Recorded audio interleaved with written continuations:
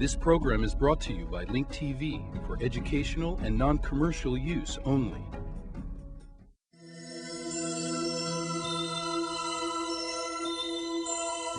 Mosaic, a daily news program from Link TV, presents a selection of news reports from independent and state-controlled broadcasters from throughout the Middle East.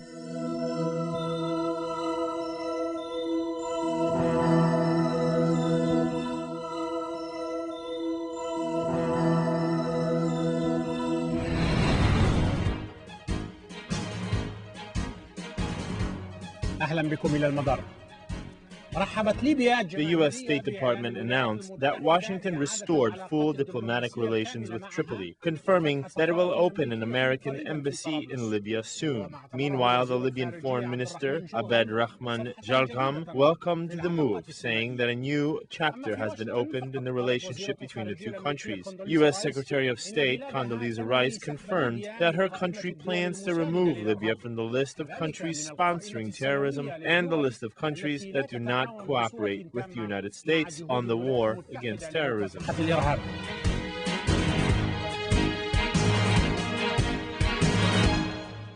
The U.S. broke off relations with Libya 25 years ago. Today's decision by Washington to restore full diplomatic relations with Libya and remove its name from the list of countries sponsoring terrorism was triggered by a number of factors. Libya has renounced terrorism and cooperated fully with Washington in its war against terrorism, especially in the aftermath of September 11 attacks. We believe that having a full diplomatic relationship with Libya will give us the best opportunity to continue pushing forward on the pathway we have laid out, especially in regard to problems affecting both countries. After careful study and periodical assessments of Libya's behavior, we made a decision to remove its name from the list of countries sponsoring terrorism. The U.S. decision to restore full diplomatic relations with Libya was the outcome of 3 long years of good faith, unannounced negotiations, and it will take effect in 45 days. The American-Libyan relationship started to gradually improve at the end of 2003, after Tripoli abandoned unconditionally its nuclear program. Tripoli's decision was seen by some as a reverse in Libya's foreign policy, especially since it has been known for its animosity towards the West and the United States. This anti-U.S. policy had intensified after 1986 in the aftermath of a U.S. airstrike that targeted Colonel Muammar Gaddafi's house. It was ordered by U.S. former President Ronald Reagan, who held the Libyan regime accountable for a number of terrorist bombing attacks that killed American soldiers in Berlin. Libya was designated by the United States administration as a state sponsor of terrorism in 1979. Our relationship with Libya deteriorated in the 1980s because it was involved in a number of terrorist incidents, including the Berlin bombing attack. The U.S.-Libyan relationship started to improve after Libya agreed to hand over the 2 suspects accused of being responsible for the bombing of Pan Am plane over Lockerbie in Scotland and to pay hefty compensations for the victims' families. Since then, Washington and Tripoli held numerous unannounced meetings. In 2004, the U.S. Department called for an end to the international trade embargo imposed on Libya. U.S. officials confirmed that renewing ties with Libya does not mean that Washington will no longer promote democracy and encourage human rights in the North African country. The United States' needs for oil and the steady increase in oil prices have inspired Washington to look for investments in a more stable oil region other than the Arabian Gulf. In an urgent situation, oil prices could reach a high level of $200 a barrel. Crude oil production and exporting in the Mediterranean Sea region are considered to be safer and much cheaper than its Gulf counterpart.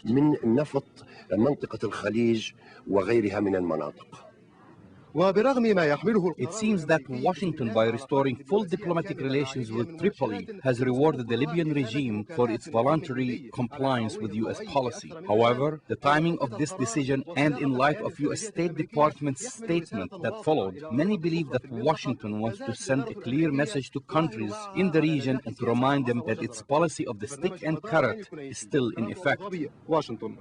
وللتعقيب على هذا التطور معي من واشنطن. To follow up on this development, we are joined from Washington by Mr. Talha Gabriel, head of the Middle East office in Washington. Mr. Talha, Washington presented Libya with a big reward, which came 3 years after Tripoli abandoned its nuclear program. Did this come after careful study by Washington?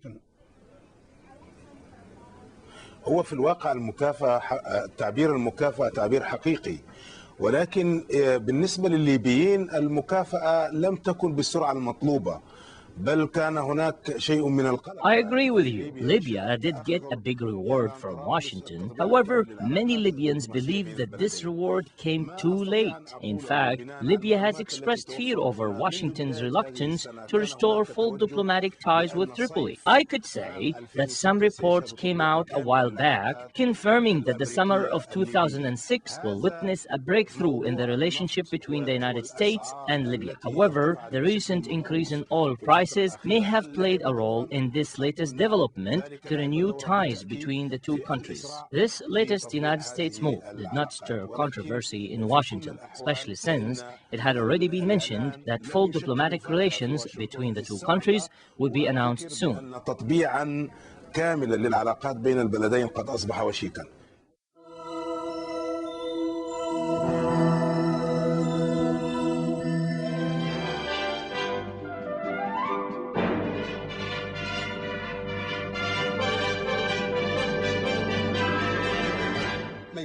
43 Iraqis were killed in sporadic attacks, including 3 car bomb explosions in Iraq. 5 bodies, including the body of an Iraqi police officer, were found in the Iraqi capital. Meanwhile, the American army confirmed that 3 U.S. soldiers were killed in separate attacks in Baghdad. The American military expressed concern over the increase in incidents of bombing attacks in Iraq. An official source affiliated with the American army confirmed that 3 U.S. soldiers were killed in separate attacks in Baghdad. According to an Iraqi Interior Ministry source, a roadside bomb exploded in a crowded market in the area of Ash-Sha'b north of Baghdad, killing and injuring dozens of Iraqis. To the best of my knowledge, some armed men stormed into a car parking garage and killed 5 people. As I arrived at the scene of the incident, I saw a crowd of people and 5 bodies lying on the ground. According to Iraqi security sources, a number of unknown armed men opened fire on a crowd of people and fled, leaving behind a booby-trapped vehicle that exploded after a few minutes. Moreover, 8 Iraqis, including 2 police officers, were killed and 9 others were wounded in separate attacks in Baghdad and Kirkuk. 4 bodies, including the body of an Iraqi police officer, were found in Baghdad. According to an Iraqi defense ministry source, a number of gunmen carried out a drive-by shooting at a security checkpoint near the area of Mechanic south of Baghdad, killing 6 Iraqis, including a woman, and injuring 4 others. As taxicab drivers and other motorists stopped at the Mechanic checkpoint for inspection, masked gunmen opened fire indiscriminately on the crowd. This is what happened. In another development, unknown assailants assassinated 2 brothers working for the Kirkuk Police Department. A roadside bomb targeting an Iraqi police vehicle in the area of Huwayj exploded, injuring 2 police officers and a woman. Moreover, a roadside bomb targeting a police vehicle exploded in the city of Ba'quba, injuring the driver. The bodies of the 3 victims, who are believed to have been executed after being tortured, were found in the area of Dura. In another development, the body of a police officer who was kidnapped by unknown assailants was found in the area of Mada'in south of Baghdad.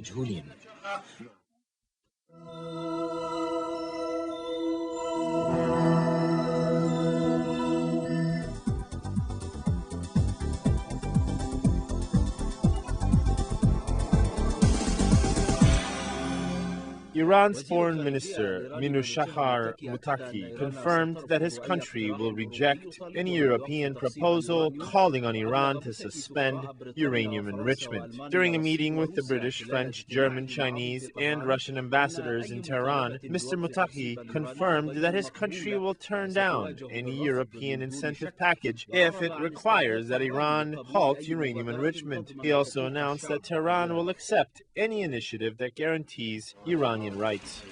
The meeting in Tehran between the Iranian Foreign Minister Minushahar Mutaki and ambassadors of Britain, France, Germany, Russia, and China was described as a last-minute meeting. Mr. Mutaki advised Western leaders that Iran rejects the so-called European incentive package if it requires that Iran halt uranium enrichment. We will not step back 1 inch. We will pursue our rights as mandated by laws of the International Atomic Energy Agency. Those who wish Iran harm need to learn the language of negotiations and how to deal with the Iranian people. The United States supports this European incentive proposal. Meanwhile, Tehran contends that this incentive package is being done unilaterally without its consent or participation. Iran also criticizes the package, saying it contains a threatening clause which deems it bound to fail. Amidst an increase in the showdown between the West and Iran regarding Tehran's nuclear program and the possibility of a U.S. military strike, Iran plans to reinforce and control its borders, which stretch over an area of 8,000 kilometers. The Iranian borders, especially along the Afghani and Iraqi border, have been witnessing frequent security problems. We have drafted a number of security plans that are suitable for all border areas and regions. We will implement these plans at the right time.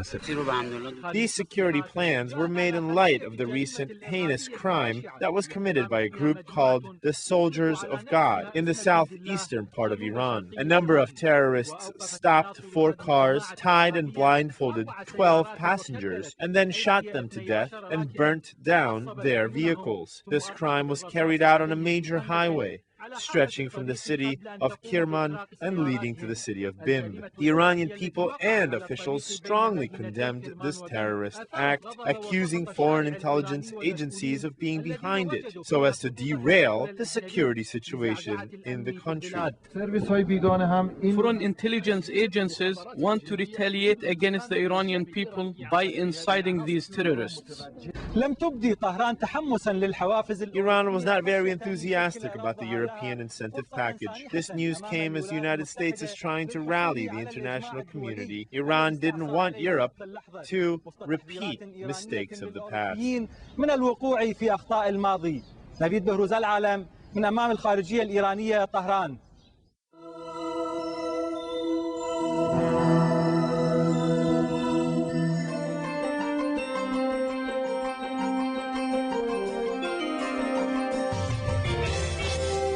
Upon her arrival to Beirut, U.S. Assistant Secretary of State for Bureau of International Organization, Kristen Silverberg, said her country does not intend to strike any deals with Syria over the investigation into the killing of former Prime Minister Rafiq Hariri. Silverberg is in Lebanon for a 48-hour visit in an effort to follow up on the recent visit of the Lebanese delegation to the U.S., which was headed by Premier Fuad Sanyoura. Silverberg met yesterday with top officials, including Sanyoura. Following her meeting with Justice Minister Sharrizi, Silverberg said she affirmed U.S. support for Lebanon's efforts to promote the rule of law in the country. Speaking to reporters after talks with Foreign Minister Salloukh, the U.S. official stressed her visit aimed at discussing issues of mutual interest between Washington and Beirut. Underscored the importance the U.S. places on progress on the independent investigation. We think that this commission needs to be able to pursue its conclusions wherever they lead. The United States will not make a deal with Syria or anyone else in the international community at the expense of the freedom of Lebanon. The pan-Arab daily Al Hayat reported from Paris that the Security Council members would vote tomorrow on the draft resolution regarding Lebanon to ensure full compliance with Resolution 1559. The daily clarified that Russia, China, Qatar and Argentina would sustain from voting despite the modification of the resolution's text. According to the daily, modifications were made on the demand for Syria to exchange diplomatic relations and demarcate borders with Lebanon. Earlier, however, United Nations spokesperson in Lebanon told Future Television that the Lebanese file would not be opened before May the 24th. Meanwhile, Foreign Minister Fawzi Salloukh said the new UN draft resolution aimed at helping Lebanon regain sovereignty over its land should condemn Israeli violations and not interfere in Lebanese Syrian affairs. In a statement issued yesterday, Salloukh stressed Lebanon and Syria preferred not to resort to an international mechanism to ease tensions between the two neighbors and wanted to resolve matters on a bilateral level with Arab efforts. The resolution should instead condemn the illegal detention of Lebanese citizens, the lack of cooperation with the UN regarding maps of landmines planted in former Israeli-occupied southern Lebanon.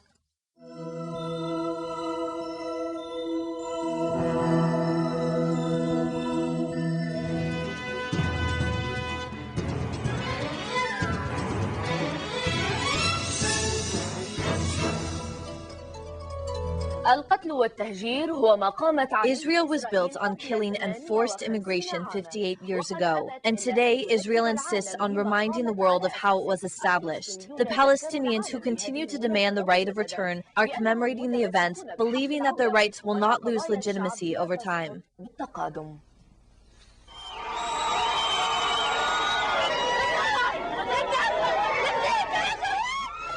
It is the same story repeating itself. The Palestinians have been under siege since they elected their government nearly 3 months ago. Painful memories of military incursions, shelling and killings continue to haunt the minds of Palestinians. They are saying farewell to 6 martyrs on the 58th anniversary of the Palestinian Nakba. The year 1948 created more than 800,000 Palestinian refugees through massacres and forced migration by Zionist gangs. Their number today exceeds 5 million, spread across the West Bank, the Gaza Strip, Jordan, Syria, Lebanon, and other countries. 5 ملايين لاجئ يتوزعون على الضفة الغربية وقطاع غزة والأردن وسوريا ولبنان وغيرها من دول العالم. The Nakba is a series of events that started on May 14, 1948 and continue until this hour. One event has led to another. The reality we are living today was caused by what happened during the Nakba. The Zionists, who flocked to Palestine from all over the world, are celebrating today the establishment of their country on land that perhaps still contains the remains of the native inhabitants who were killed in the massacres committed by their leaders. Not far from them, inside the so-called Green Line, lives a Palestinian farmer who is commemorating the Nakba in his own special way. My conscience won't allow me to leave this land. I will live here until I die on this land. This would be better and more honorable for me. My father died here. He is a refugee among the 200,000 living inside the Green Line who are also commemorating the anniversary of the Nakba in a country that claims to be a democracy while issuing laws that prevent Palestinians even from the right to reunite with their families. Wherever they might be, the Palestinians today insist on reminding the world that they are holding on to their right to return, while Israel insists on reminding the world that it is the only country founded on killing, expulsion, and forced migration.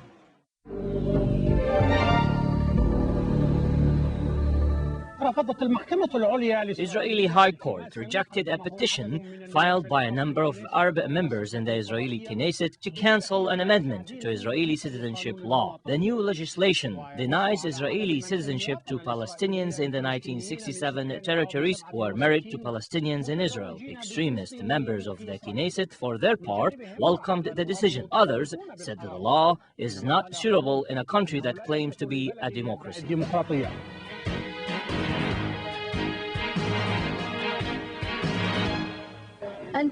If you're a Palestinian living in the territories occupied by Israel in 1967 or those occupied in 1948, that's God's fate. But the question of marriage between Palestinians from two areas is an issue with different considerations. The Israeli High Court rejected a petition filed by a group of legal organizations and a number of MKs demanding the cancellation of an amendment to Israeli citizenship law, which was passed by the Knesset in 2003. The new legislation denies citizenship to Palestinians from the 1967 territories who are married to Palestinian citizens of Israel. The justification provided for the rejection of the petition is that Palestinians who carry Israeli citizenship often carry out attacks in Israel.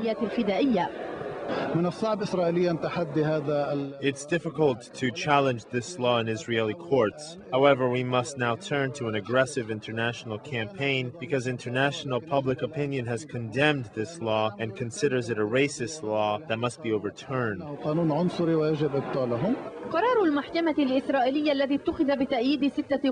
The Israeli court decision, which was voted in by 6 judges and rejected by 5, will put thousands of Palestinian families in front of new challenges after the Palestinian husband or wife's residency in Israel becomes illegal. This is the situation of this young man who was unable to obtain citizenship for his wife after years of marriage and building a family.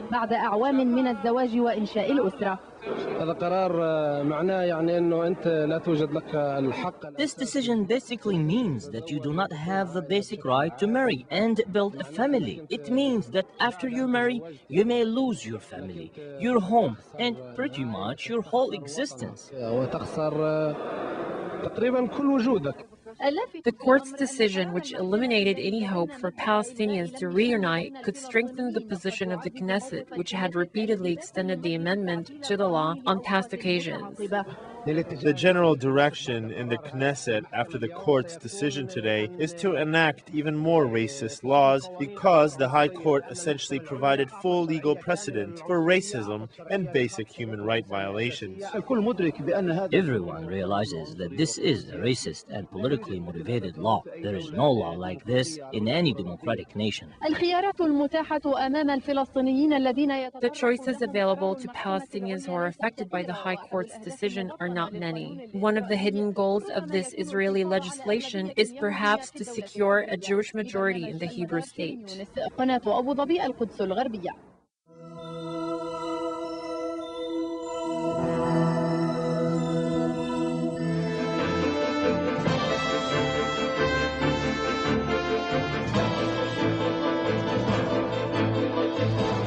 Some 5,000 young adults from around the world yesterday celebrated the end of their year on the Jewish agency's Masa Israel Journey Project. The program provides 110 different kinds of activities promoting Zionism and Jewish identity.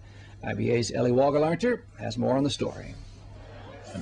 The day's program started out on the Burma Road, where in 1948, members of the Palmach paved a temporary road to closed-off Jerusalem. The students listened as veteran soldiers from that operation explained what took place there. This is actually was very bad because we concealed the way to Jerusalem for 5 days. Nobody knew that we broke the siege in Jerusalem. The Masa participants were then encouraged to reenact the historical event, to feel as if they too were saving the starving residents of Jerusalem. Well, kind of.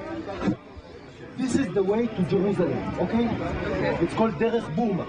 Me and my friends in the Palmach, we broke this way into Jerusalem because Jerusalem is under siege, yes? And if you go to Jerusalem, they shoot you, boom, boom. Okay? Yes. So it's a very, very dangerous road. Be careful. Maybe not all of you will come back. But it was a fun day for the participants, with music, and food, and shared camaraderie, capping off a year in which they learned much about Israel as well as themselves. I came to Israel to explore my Jewish identity. I quit. I guess it sort of started when I worked for a Jewish organization and I started thinking about how do I fit into this world, and I picked a program that fits me, and Masa sponsored it so I could come to Israel. In the year here, we've learned hydrofoul skills, how to lead in a movement. We've all come from Australia to to learn how to go back, how to get hydropower skills and become Madrikim, better ourselves as leaders, and go back to Australia and give back to our communities. The Masa project was initiated by former Prime Minister Ariel Sharon and the Jewish Agency 2 years ago, in the hope that participants would be indoctrinated with Israeli culture, Hebrew, Jewish history, and current events, leading them to make Aliyah. For some, it worked.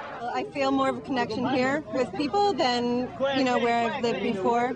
And I feel just a lot of comfort, I think, being with people of the same religion, where I really don't have to try to hide anything or try to show who I am. Today, there are some 7,000 participants yearly, and organizers hope the program eventually attracts 20,000 students. Ellie Wogelanter, IBA News.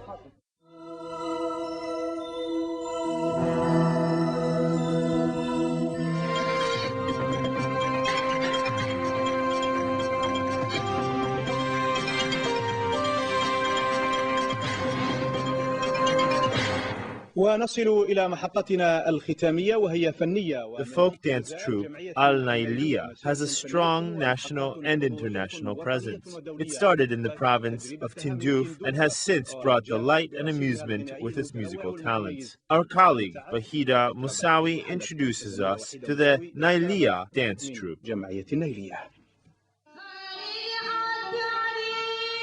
Al-Hol is a folkloric dance element that characterizes the Tindouf area. It's a rich mosaic of modern electrical guitar sounds with the percussion of a traditional tabla. Together, they create rhythmic music emanating from the artistic depth of this ancient town and its cultural diversity.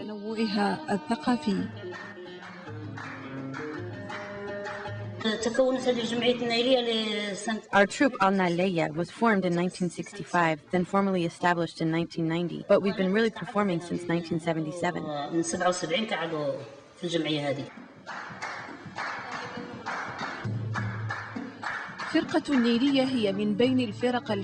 Al-Naia is among the folkloric troupes which have preserved their distinctive musical style. It has earned many awards testifying to its commitment to preserving this authentic heritage.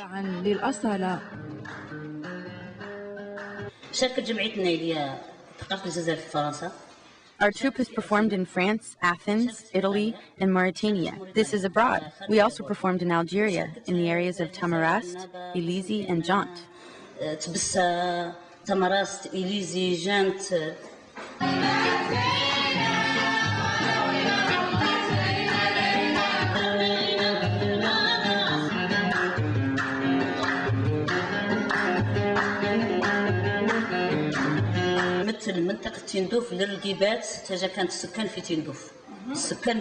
The people of Tindouf were also participating in our performances. When we tour, we watch the local dances and incorporate what we like in our act.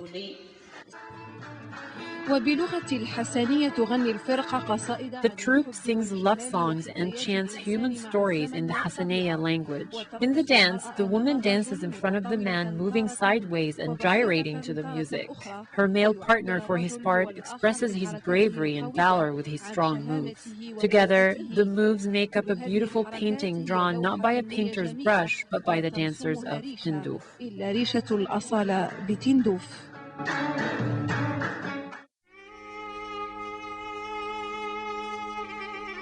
The views expressed on Mosaic are not those of Link TV or its sponsors, but of the broadcasters themselves. Mosaic is made possible by a grant from the John S. and James L. Knight Foundation, which promotes journalism excellence worldwide and invests in the vitality of 26 U.S. communities, and the William and Flora Hewlett Foundation. Additional support is provided by the Firedoll Foundation and Henry and Virgilia Dakin.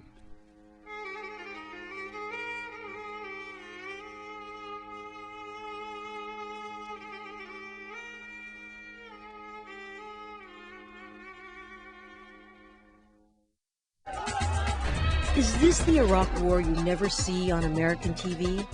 Unfiltered, uncensored, unafraid to venture into uncharted territory? Now you can play an important role in keeping this Peabody Award-winning News Digest on the air, delivering cutting-edge news from the Middle East. Become a member of the Mosaic Club today. from the basic membership to the producer circle. Each level comes with unique gifts and privileges, including the Mosaic tote bag, and a weekly subscription to the Mosaic Intelligence Report, an e-letter highlighting the week's events in the region.